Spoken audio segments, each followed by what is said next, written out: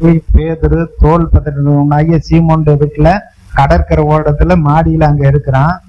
நீ போய் அவனை கூட்டிக்கிட்டு வா, அவன் உங்களுக்கு வந்து என்ன செய்யணும்னு சொல்ல. இன்னைக்கு நிறைய பேர் சொல்லுவாங்க, ஆண்டவர் இருக்காருல்ல, நேரம் எனக்கு வந்து இதை சொல்லட்டும், அவர் என்கிட்ட சொல்லட்டும், நான் கீழ்படுகிறேன், நான் சபைக்கு வந்து வார்த்தையை கேட்டு விசுவாசித்து ஞானஸ்தானம் எடுத்து அபிஷேகம் பெற்று அப்பதான் எனக்கு நல்லா இருக்கு. ஏன் ஆண்டவர் என்னை தேடி வந்து என்கிட்ட நேரடியா பேசலாம்ல அப்படின்போம்.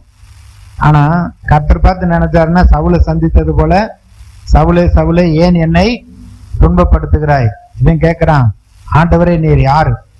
அவர் சொல்றாரு, நீ முள்ளில் உதைக்கிறது உனக்கு கடினமாம், நீ துன்பப்படுத்துற இயேசு நானே. அவர் வந்து இயேசுவை பின்பற்றவங்களை தான் அடிச்சாரு, உதைச்சாரு, ஜெயில கொண்டு போய் இழுத்து போட்டாரு.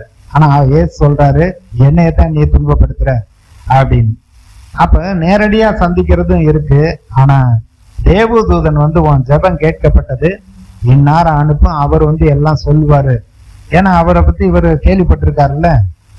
அவர் முதல் பிரசங்கத்திலே வந்து 3000 5000 ரசிக்கப்பட்டிருக்காங்க. பிறவி சப்பானியவரை பேதுரு சுகமாக்கி இருக்காரு.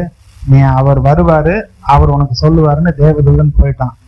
உடனே வந்து 3 பேரை அனுப்பி அங்க பேதுருவை அட்ரஸை கண்டுபிடிச்சு போய் கீழே கதவை தட்டிக்கிட்டு இருக்காங்க. பேதுரு பசியா இருக்கு, சாப்பாடு ஆயத்தம் பண்றாங்க. அவர் மாடியில உட்காந்து ஜெபம் பண்ணிக்கிட்டே இருக்காரு, தரிசனத்தை பாக்குறாரு. கர்த்தர் வந்து தரிசனத்தை கொடுத்துக்கிட்டு இருக்காரு. இப்ப இவங்க வந்து கேட்ட உடனே தரிசனமும் கொடுக்கிறாரு. ஆவியானவர் பேதுருகிட்ட சொல்றாரு, நீ ஒண்ணுக்கும் சந்தேகப்படாம உன்னை தேடி வந்திருக்காங்க, அவங்களோட போன்னு ஆவியானவர் அங்க பேசுறாரு. அப்ப உடனே கதவை திறந்தா இந்த மாதிரி வந்து பொருநெளி இவங்களை அனுப்புனாரு. பேதுரு இருக்காராங்கிறப்ப, ஐயா வாங்க என்ன சமாச்சாரம்னு கேட்டுட்டு உடனே அடுத்த நாள் இவர் போறாரு.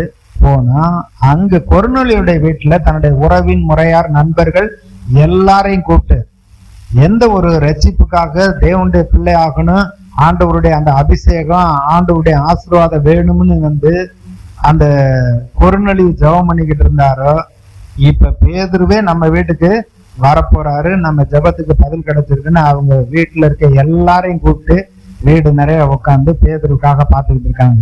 இப்ப பேதுரு வந்த உடனே நூற்றுக்கு அதிபதி, ஒரு சாதாரண போலீஸா இருந்தாலும் இங்க வாப்பா அப்படின்னு கூப்பிடுவாங்க, இங்க வாடா அப்படின்னு சொல்லிட்டு அப்படி மிரட்டி அதிகாரத்தை பயன்படுத்துறாங்க.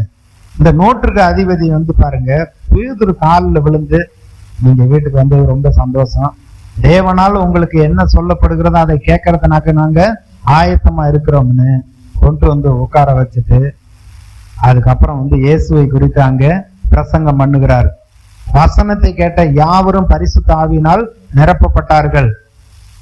ஆதியில நம்ம பரிசுத்த ஆவியில நிரம்பினது போல இவங்க பரிசுத்த ஆவியை பெற்று கொண்டாங்களே, அதனால இவங்களுக்கு வந்து ஞானஸ்தானம் கொடுக்கறதுக்கு தடை பண்ணக்கூடாதுன்னு உடனே ஞானஸ்தானம் கொடுத்தார் என்று அங்க அப்போஸ்தலர் 10வது அதிகாரத்துல பாக்குறோம். அப்ப நம்ம ஜெபம் பண்றப்ப கர்த்தர் வந்து ஜெபத்தை கேட்கிறார், குடும்பத்தாரை ரட்சிக்கிறார், உங்களுடைய நண்பர்களை ரட்சிக்கிறார், அவர்களையும் நல்வழியில் நடக்கும்படியா கர்த்தர் வந்து காரியங்களை செய்கிறவராய் இருக்கிறார். அடுத்து பாத்தீங்கன்னா, நம்ம சோர்ந்து போகக்கூடாது. நம்ம வேண்டணும், இன்னும் கிடைக்கலையே அப்படின்லாம் சோர்ந்து போகக்கூடாது. ஆபத்தான நேரத்துல கூட, கஷ்டமான நேரத்துல கூட நம்ம என்ன செய்யணும், தொடர்ந்து ஜெபம் பண்ண வேண்டும். கஷ்டமான சூழ்நிலை அப்படிங்கிறப்ப வந்து வேதத்துல வந்து பாத்தீங்கன்னா நிறைய சொல்லி இருக்கு. ஆபத்து காலத்தில் என்னை நோக்கி கூப்பிடு, நான் உன்னை விடுவிப்பேன், நீ என்னை மகிமைப்படுத்துவாய்ன்னு சொல்றாரு.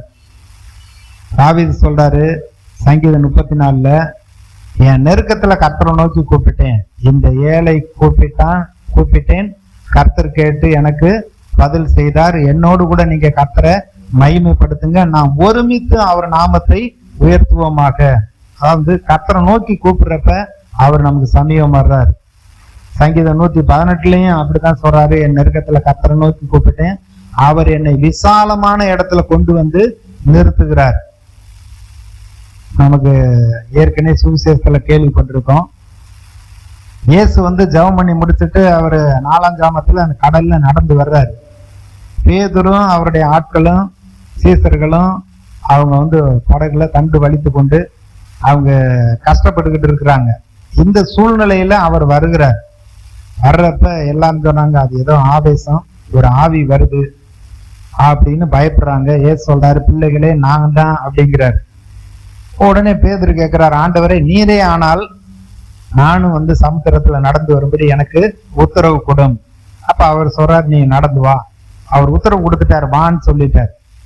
பேதுரு படகை விட்டு இறங்குறப்ப சீசர்லாம் சொல்லியிருப்பாங்க, ஏற்கனவே வந்து பயமா இருக்கு, ஒரு ஆவிதான் வந்து தண்ணியில நடந்துகிட்டு இருக்குது, நீ இதை கேட்டுட்டு நீ நடக்கிறியே, படகு விட்டு இறங்குறிய, இறங்காதையா அப்படின்லாம் சொல்லியிருப்பாங்க. ஆனா அவருக்கு வந்து ஏற்கனவே சிறு வயதுல இருந்து மீன் பிடிக்கிறவர் சம்படவருங்கிறதுனால கடல்ல குதிக்கிறதுக்கு அவருக்கு கஷ்டமெல்லாம் கிடையாது. படகை விட்டு இறங்கிட்டாரு. இயேசுவை பார்த்துக்கிட்டு இருக்க வரையில அவரு தண்ணி மேலே நடந்து போறாரு. அலைகளை பார்த்த உடனே கடைசியில மூழ்க ஆரம்பிச்சுட்டாரு. ஆண்டவரே என்னை ரட்சியும்ங்கிறப்ப ஆண்டவர் கையை தூக்கிட்டு, பேதுருவே உன் விசுவாசம் எங்க, நீ அவிசுவாசியா இருக்கக்கூடாது, விசுவாசம் எங்கிறார். அப்ப நம்ம வாழ்க்கையில இந்த மாதிரி பிரச்சனையான சூழ்நிலையான நேரங்கள்ல சோர்ந்து போய் ஜெபத்தை விட்டுறக்கூடாது.